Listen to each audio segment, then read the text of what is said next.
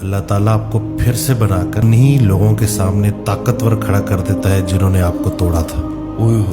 یہ بات 16 آنے درست ہے، بالکل یہ بات کہ یہ بات یہاں وہ دیکھ کے جائے گا۔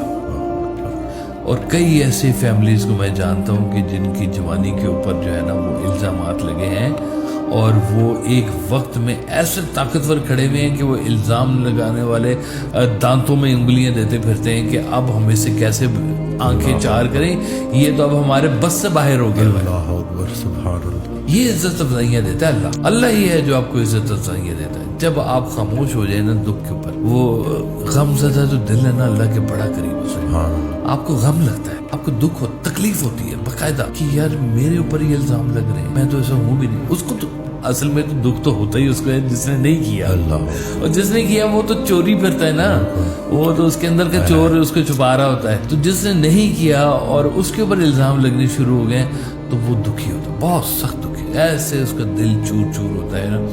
اور وہ پھر علامہ اقبال کا کیا خوبصورت وہ شعر ہے، کبھی ہے حقیقت منتظر نظر آ لباس مجاز میں، کہ ہزاروں سجدے تڑپ رہے ہیں میری جبین نیاز میں، تو بچا بچا کے نہ رکھ اسے تیرا آئینہ ہے وہ آئینہ، کہ شکستہ ہو تو عزیز تر ہے نگاہ آئینہ ساز میں۔ واہ سبحان اللہ، واہ واہ واہ۔ یہ جتنا شکستہ ہوگا مالک کو یہ اتنا ہی اچھا لگتا ہے یہ اللہ۔